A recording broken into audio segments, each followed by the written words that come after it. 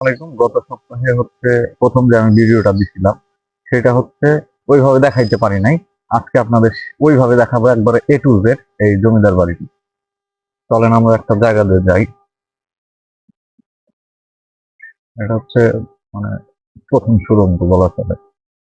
আল্লাহ, গতিক বাড়ির মতো লাগে অনেকটা।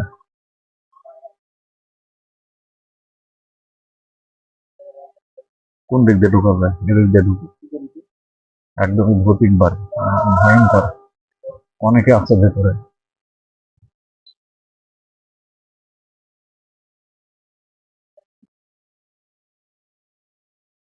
অনেক পুরাতন হওয়াতে এটা যদি সংস্কার করা হইতো, মানে এই জমিদার বাড়িটি যদি সংস্কার করা হইতো তাহলে দিন এটা মনে হয় একটা শৈল্পিক জায়গা। অনেকে আছে এখানে, সংস্কার করা গেলে অনেক ভালো হতো।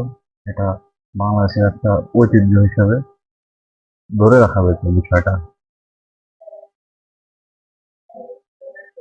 আমার সিঁড়ি খুঁজতে থাকি। ওই পাশে সিঁড়ি আছে।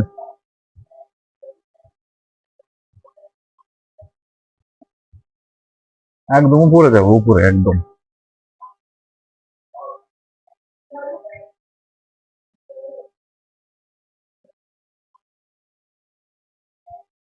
উপরে যাবো একদম।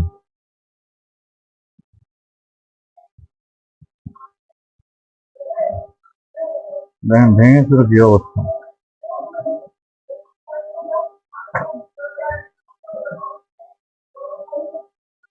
এখন যাবো কেন? আর সিঁড়ি আছে, পুরোনো অবস্থা একদম। কোন দিক? সিঁড়ি। অবশেষে আমরা কিন্তু একদম ছাদে যাচ্ছি। যদি দেখাই ছাদ কখনো দেখানো হয়নি। একদমই দেখেন, ওয়াও। এখন যদি আমার ভিডিওটা করেন ভালো লাগবে। আসলে কি বলবো, জায়গাটা এত সুন্দর। মানে যারা আসেন নাই এখনো পর্যন্ত ওটা, তারা এই জায়গাটা আসতে পারেন। মানে ভ্রমণের জন্য বলেন, আর যদি বলেন যে না এখানে জানতে আসবেন, সেটাও আসতে পারেন। আসলে এক সময়কার প্রভাবশালী জায়গা, সেটা এখন কি অবস্থায় আছে। ঠিক আছে, দেখতে থাকুন।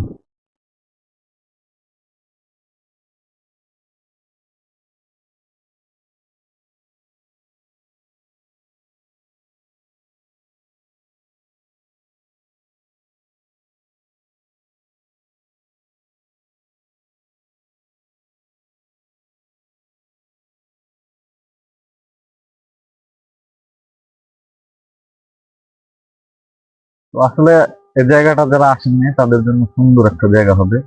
আর এই জায়গাটার লোকেশন তেওতা। এটা আপনার শিবালয় থেকে, শিবালয় আপনার উত্তরে রোড আসবেন, সেটা ষাটগড়।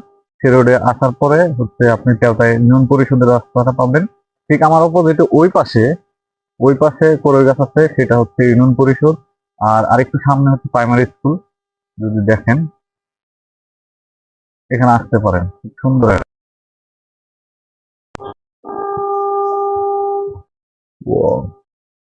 ওই দেখুন, অস্থির একটা জায়গা।